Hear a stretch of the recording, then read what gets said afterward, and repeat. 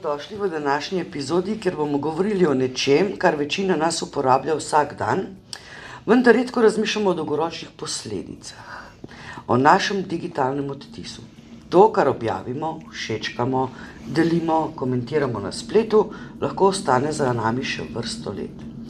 V današnji epizodi bomo govorili o tem, kako spletno vedenje in digitalni odtis vplivata na počutje mladih, ter kako lahko mlade usmerjamo k odgovorni rabi digitalnih orodij in s tem preprečujemo spletno nasilje in nasilje na podlagi spola.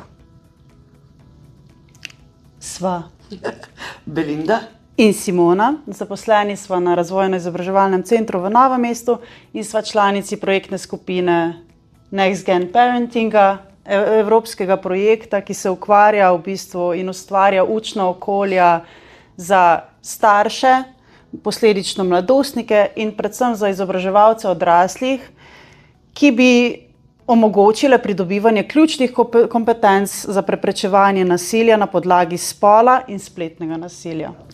Danes se nama je pridružila tudi gospa Mateja Petric, univerzitetna diplomirana pedagoginja in direktorica Svetovalnega centra za otroke, mladostnike in starše Novo mesto. Se nam boste predstavila? Dober dan. Dober dan. Pozdravljeni. Prihajam iz Svetovalnega centra za otroke, mladostnike in starše, kot ste me že napovedala, kjer sem zaposlena že 3 desetletja.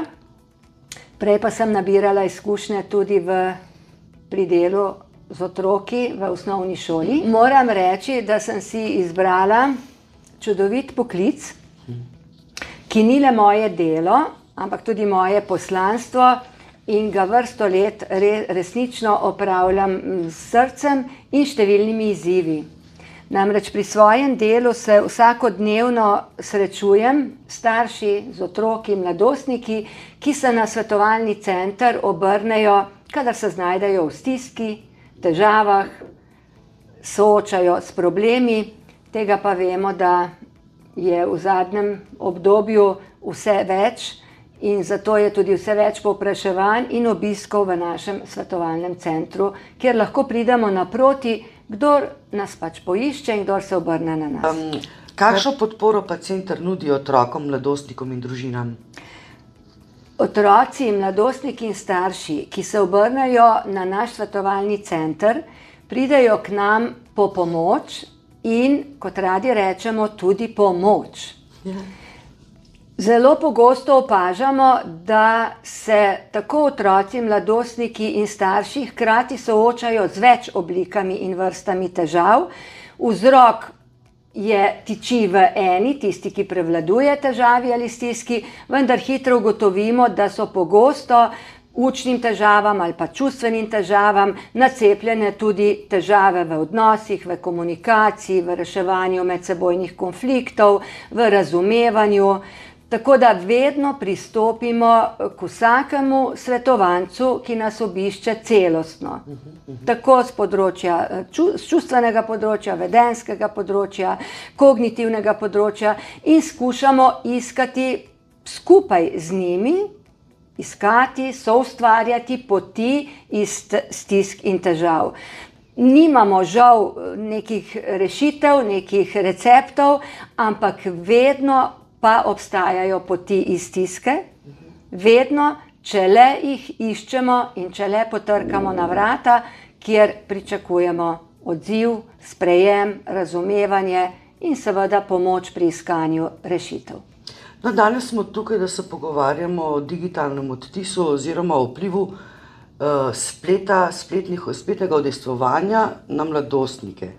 Kaj sploh je digitalni odtis, nam bo pa povedala malo več Simona, na to se pa vrnemo k vam. Tako je. V bistvu, ko govorimo o digitalnem odtisu, govorimo o vseh sledovih, ki jih puščamo za seboj, ko uporabljamo internet. To so družbena omrežja, aplikacije in druge različne digitalne storitve. In vsakič, ko nekaj objavimo, komentiramo, všečkamo, delimo ali si ustvarimo profil, pustimo neko sled za seboj. In ravno iz teh sledi se postopoma sestavlja naša digitalna podoba. Pomembno je, da se zavedamo, da digitalnega odtisa ne ustvarjamo samo takrat, ko nekaj zavestno objavimo, ampak nastaja tudi takrat, ko v bistvu samo splet spremlja naše navade, naše interese in naše vedenje. V bistvu pa ločimo dva digitalna odtisa, in sicer je aktivni digitalni odtis, to je tisto, kar mi spletu povemo sami, in pasivni digitalni odtis, to je pa tisti digitalni odtis, ki spremlja naše vedenje na spletu in si internet ga ustvari sam. Sem sodijo na primer piškotki, sledenje lokacij, zgodovina našega brskanja po spletu, in v bistvu na ta način splet nas spremlja in tudi ve v določenih trenutkih, kaj nam mora ponuditi. Torej, če čisto preprosto pogledamo, aktivni odtis je tisto, kar internetu torej povemo sami, pasivni pa tisto, kar internet izve o nas, tudi ko smo mi v bistvu čisto tiho. A se tako gradi pol ta internetni mehurček, ne? Tako, na tak način se No in prav tukaj kreira. se poje pomembno vprašanje, zakaj mladi pogosto podcenjujejo trajnost spletnih vsebin. Veliko jih splet še vedno dojema kot nekaj trenutnega, kot nekakšen sproščen klepet med prijatelji. Nekaj objaviš, nekdo vidi, potem pa gre življenje naprej. Ampak digitalni prostor ne deluje tako. Ker je enkrat objavljeno, lahko ostane dostopno dolgo časa. Nekdo lahko naredi posnetek zaslona, vsebino strani, deli naprej ali jo pozneje ponovno uporabi izven konteksta, v katerem je objava nastala. Drži? drži. Poleg tega pa podatki med platformami niso nujno ločeni, lahko se pač določeni algoritmi zbirajo podatke in informacije, kaj mi spremljamo, torej kot sem prej omenila, če mi nekaj iščemo, nam bo v naslednjem trenutku lahko splet sam ponudil. In to postopoma oblikuje sliko vsakega posameznika, njegovo digitalno podobo. In če smem dodati, to je otrokom, mladostnikom zelo zanimivo, priročno, da takoj pridejo do določenih stvari, ki jih tisti hip zanimajo, ne zavedajo se pa posledic, dolgotrajnih, kot ste omenili. Tudi ena slika iz zabave lahko uniči kasneje celo kariero. In tega se ne zavedajo. Ne. Res Ker je. danes delodajalci, prva stvar, ki jo bojo naredili, bojo šli nekoga pogooglati, malo LinkedIn pogledati, malo Facebook pogledati in se pojavijo objave, na katere smo že davno pozabili. In te objave lahko vplivajo tudi na kariero, na zaposlitev, da ne govorimo o psiholoških potencialno motnjah in tako naprej. Ne? In to vrstne izkušnje je treba podeliti z mladimi, potrebno je o tem govoriti, potrebno se je soočati z realnostjo, z možnostmi, o katerih mladostniki niti slučajno ne razmišljajo. Niti slučajno ne razmišljam. Najboljši primer je nedavni dogodek, ki se je pojavil na slovenskem spletu, ko je en gospodič iz evakuacijskega letala pristal v Sloveniji in nepremišljeno je izjavil, da ni dobil niti toplega sendviča. Tople hrane, se opravičujem. Posledice tega dejanja, ki je bilo nepremišljeno, verjetno povzročeno stresom, od utrujenosti in tako naprej, so dolgoročne. Ne samo, da je postala objava viralna, celo minister se je odzval in ravno ta objava je trenutno tako tipičen primer, kako lahko nekaj pusti posledice na spletu in kako lahko tudi povzroči val neprimernih objav, obtoževanja in posledično vpliva tudi na posameznika samega, ki je to izjavo podal. To je tak tipičen primer, res tipičen primer digitalnega odtisa. Na spletu pogosto ne ostane celotna zgodba, ampak se vzame iz konteksta. Čez nekaj let bomo mi tega gospodiča verjetno videli kot mim, tako imenovani, kjer bo izrezano in bo samo mogoče izjava, nisem dobil toplega sendviča. In njega bo spremljala ta izjava verjetno še zelo dolgo časa. Hkrati pa se je z komentiranjem te objave pokazala tudi javnost. Pokazalo se je udejstvovanje splošne javnosti. In mene zanima, kaj vi menite o tem, o odzivih javnosti na morda nepremišljeno objavo. In kako bi vi recimo pomagali temu gospodiču, če bi se na vas obrnil, ker bi se čutil poniženega, ogroženega, zagotovo mu ni vseeno, da je kaj takega izjavil. Kako bi mu vi v vašem svetovalnem centru pomagali? Zagotovo bi ga sprejeli in zagotovo je prvi korak ob sprejemu razumevanje. Prisluhnili bi mu. Pomembno je, da tudi on nam zaupa, verjetno drugače nas ne bi niti obiskal. Ampak ko sem sledila vašemu opisu, je to zgodba odraslega človeka. Da. Kako pogosto in premalo, pogosto govorimo samo o nujnosti osveščanja otrok, mladostnikov, pozabljamo pa na odrasle, ki tudi pogosto niso opremljeni z dovolj znanja, kaj pomeni socialno omrežje, kaj pomenijo izjave pred medijem, izjave pred javnostjo in se ne v tistem, kot ste lepo rekla, je bil sam obremenjen z težkimi trenutki, ki so jih preživljali v tujini, ni pomislil, kako je lahko sprejeta in slišana njegova izjava. Kjerkoli, v tem primeru doma, ko se je odzvala javnost. Seveda javnost se odziva vedno, spravim, v skladu s svojo karakteristiko, svojo širino ali svojo osveščenostjo.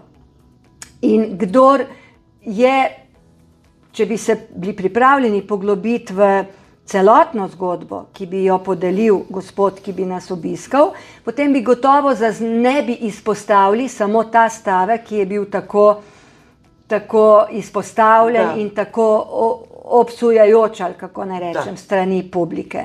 In kako publika hitro, to je pri mladih in pri odraslih, kako zapopademo mnenje skupnosti, kako ne znamo ostati zvesti samemu sebi. Čredna mentaliteta, ne? Tako je. In ohranjati svoje lastno razmišljanje. Ali pa, da jaz se spomnim tega dogodka, jaz vedno pomislim, kaj je za tem, koliko dogodkov, koliko časa, koliko trenutkov